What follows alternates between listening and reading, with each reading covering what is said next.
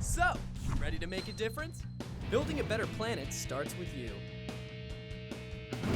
Aqua Kids, traveling around the world, going where we've never been before, having fun and so much more, learning from our friends of the sea, saving them is up to you and me. Aqua Kids. Hey everybody, and welcome to another exciting episode of Aqua Kids. Today, we are along the Potomac River at National Harbor, where we'll be electrofishing these waters, releasing thousands of largemouth bass, and restoring spawning fish habitat. Let's get started. So one of the things we're going to be doing today is putting some wood into our reef out Hey here. Joey, good to see you again. Hey Andrew, it's good to see you. Good to see you. Hey. Can you tell us about the projects we're working on today? Oh, absolutely. We are going to be putting some wood into our reefs out here that we created last year. We're also going to be releasing about 3,000 young largemouth bass, Wow. about 3 to 5 inches. That's right.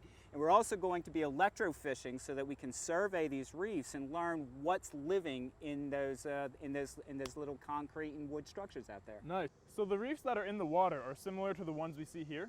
Yes, absolutely. A little similar. They look superficially like the ones in the water, but there's an important difference. The ones in the water are hollow.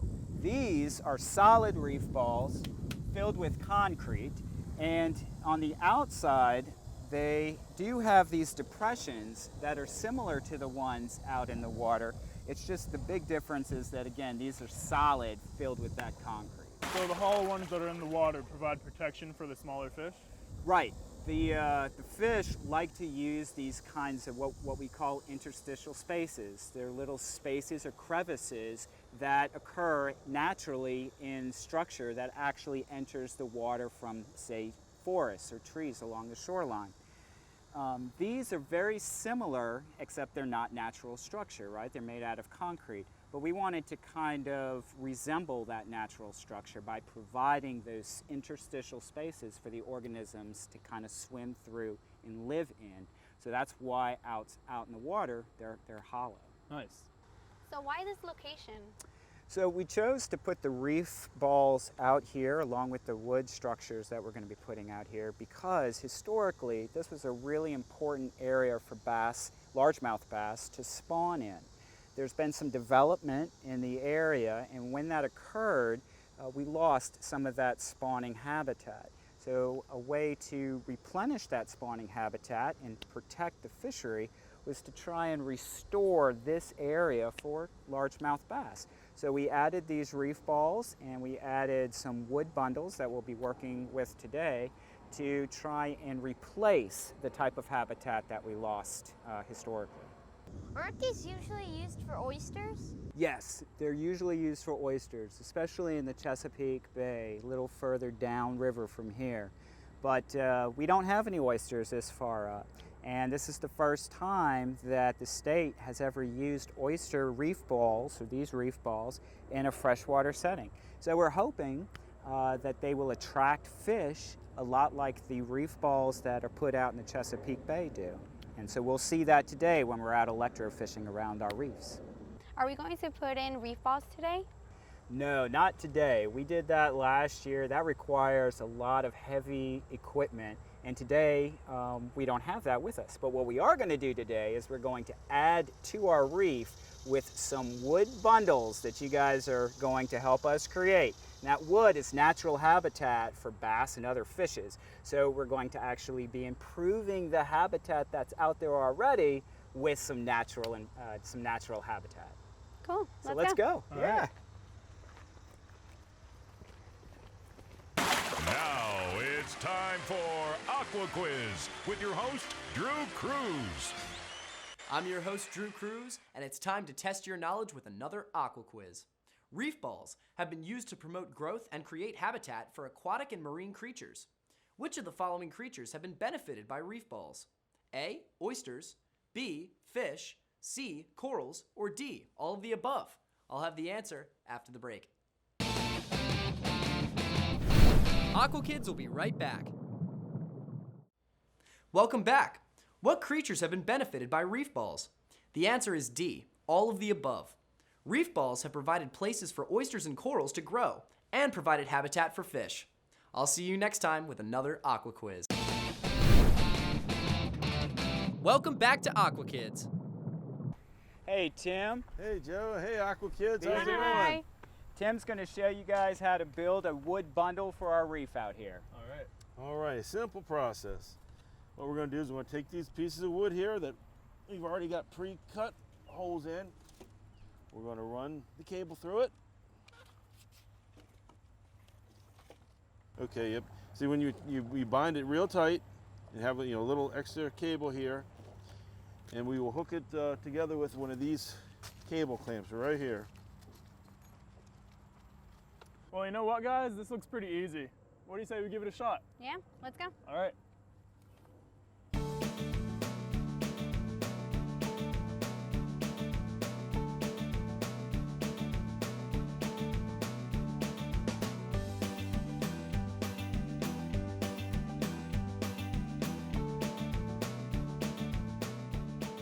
You did a fine job. It looks like great habitat for the fish. Thank you. Don't go away. We'll be right back.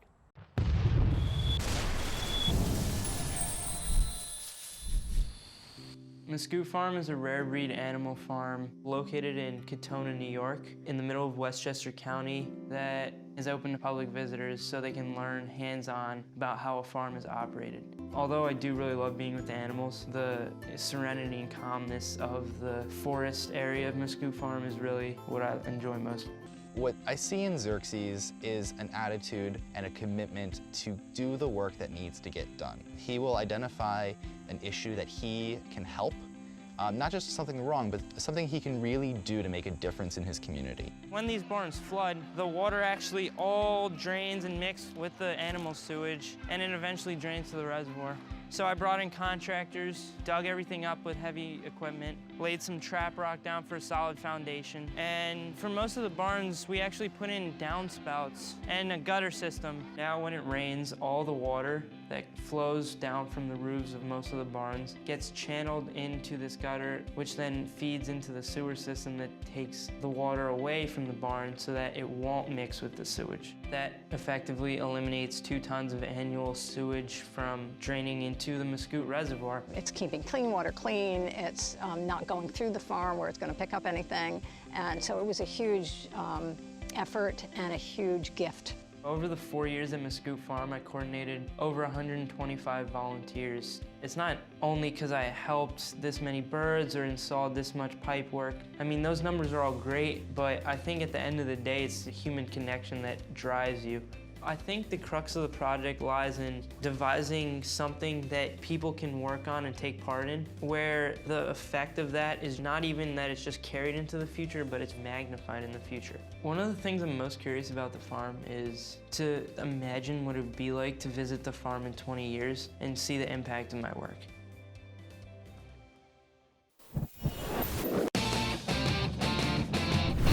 Aqua Kids will be right back. Want to keep up with our adventures? Follow us on Twitter and Facebook. Welcome back to Aqua Kids. Welcome back to Aqua Kids. We're ready to take the largemouth bass from the holding tank to the boat and ready to release them.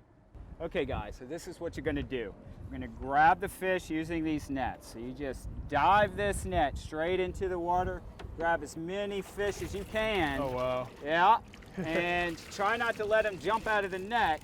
And these are little baby largemouth bass. Beautiful. And we're gonna hand them off and have them run down to our electrofishing boat where we have a tank all set up for these guys so that we can release the fish on our reef. Okay, I'm first. All right, get a good scoop and then we'll hand it off to Rachel. Okay.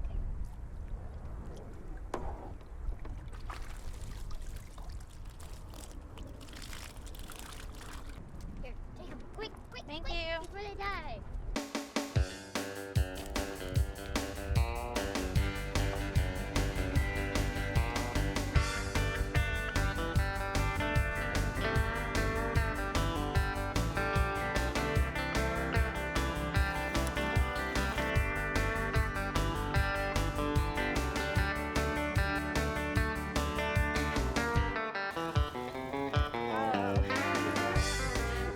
Okay, so we have all the fish in the well here. We're going to go out and release them into our reef. All right, do they all go to the same spot? We may put them in a couple of different spots. Okay. Yeah.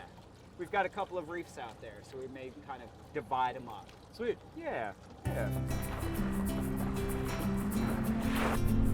Deep in the hard stuff. We've got grass right here, so this is a good spot. All right, so we're gonna go ahead and scoop the young largemouth bass out of here. So what we're gonna do is we're going to gently scoop some fish out of these live wells and then slowly release them onto our grass in our reef area here in the river. Welcome to your new home, everybody. So how many do we have here? Okay, so we're gonna probably put about 1,500 in this reef right here. And then we're going to go across the bay and we're going to release another 1,500 over there. Great. I'm getting a lot of them. Good, and you're sticking them right on top of grass, which is good. They enjoy that stuff. It keeps them from getting eaten by other predators that are in the water. So it's kind of like their home, right? Out of the 1,500, how many survived? Well, we expect about 10 to 20% of them to live. So that would be about 150, 200 of these will become, catchable size, probably within 2 to 3 years. It's because the larger the bass are that we stock and release, the better they are at surviving getting eaten by other predators, right? Like snakeheads or catfish or anything else swimming around here. So how old are these fish? Well, these were all hatched in May or June. Okay. They're really only about, 2 months old, 3 months old now. So pretty young. I imagine that they'll get up to about 10 or 11 inches by this time next year. Okay. And then after that, who knows? Their growth slows down a little bit. But we're hoping that the majority of them will reach 15, 16 inches, which is what anglers like to catch. That's a nice size, yeah. Within about 3 years. Yeah. Huh. Okay, so we're gonna go to the next location over there to our second reef here, Rosalie Island. This is a good spot. We can start releasing fish here. All right, you ready, Rachel? Ready? This one's done. Go ahead and put them in the water. Bye, fishies. We have 40 reef balls in each reef, and in addition to those cement reef balls, we have about 20 wood bundles. And so all of that material is enclosed within these buoys that you see all around you. So it's not the entire bay here, it's simply just within these buoys. And in this reef, the reef balls are at very different water depths. We have some at 3 feet and we have some at 8 or 10 feet. And that's important because some smaller bass, like these, like the shallow water areas, whereas the bigger bodied fish, bigger bass, they would like deeper water areas. So we can add habitat for a range of different sizes for a particular species like largemouth. So the ones that we released today that grow to be that 15-inch size that the anglers want, will they stay right in this area and just in the deeper water? Well, as they get older, they're likely to leave the area on their own. Okay. These guys, they build nests when they spawn, and those nests are about 1 meter wide. So there's only so much room here for them to build those nests. So as they get bigger, older, they'll leave these areas. The other thing is, of course, anglers catch bass, and they'll move them around as well. Right. So, once they get to about 12 inches, an angler may put them in their bass boat and then travel them down the river a ways, and that'll also redistribute the fish. All right, guys, so what we're gonna do is we're going to take this wood reef bundle, we're going to put it on the railing here, and then release it straight to our reef. Ready? 1, 2, 3. Let it go. Now, let's sink it by taking up Rachel? that cinder block. All right, you ready? Yep. All right, 1, 2, 3. Woo! And there she goes. So she'll sit there for a while and hopefully attract some fish. Awesome. How deep is the water here? It's about 3 to 4 feet right now. So as the tide comes in, it gets a little deeper. For right now, it's about 3 feet. Cool. All right, let's get this one in. Okay, on this side? Sure, this side sounds good. All right, you want to come on over? Yeah. All right. Yep.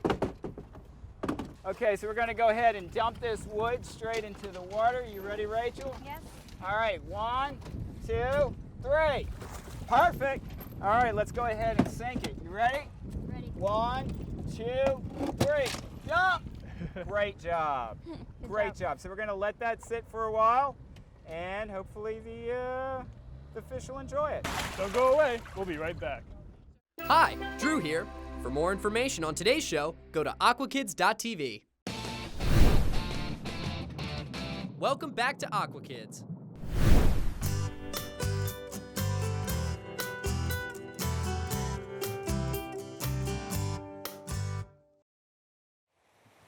To me, the ocean is my home away from home.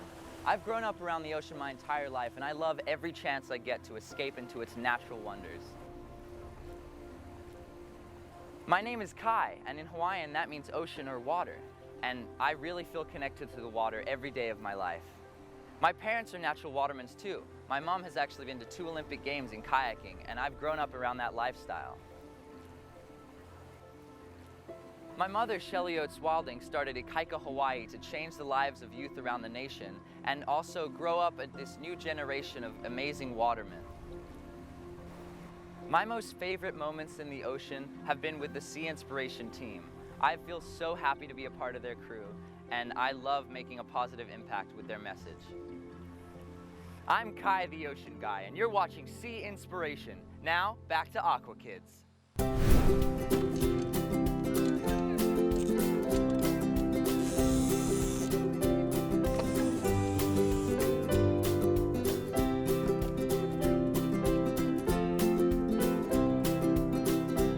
Going to electrofish the waters to see what lives in the reef. Here we go.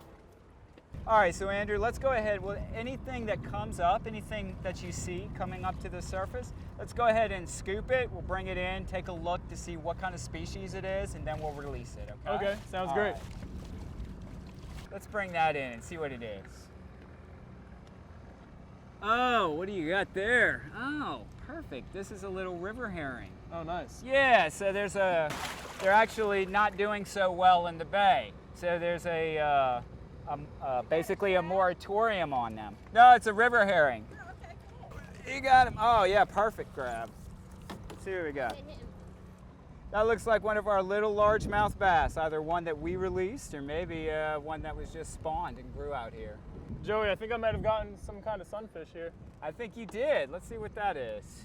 Oh, very nice. This is a pumpkin seed. Nice. Very nice find. Yeah, they love structure, like the stuff that we just threw out there, like wood or the little reef balls that we tossed. So it's very nice to see these guys using this reef area as well. Great. Here, Joey, I got one. Hey, let's see what that is. Ooh, a carp. Let's check it out. Oh, you know what? Or a goldfish? It could be a big goldfish. That's right. It's tough to see. Sometimes you got to look for those barbels at the mouth. And this guy does not have any barbels. Carp have barbels and goldfish don't. And yeah, and this is definitely a goldfish. Wow, that's a big one. Right. Where do you think this came from? Probably someone's aquarium. That's correct. So they threw out back in the day goldfish from the aquaria, and now we have a pretty big population of goldfish in the Potomac River. Wow. Do they pose a threat since they're not natural born here? They don't pose a threat to our aquatic resources, no. The way they live their life, what they feed upon doesn't really pose a threat to our natural resources here, okay. like the snakeheads do. Right?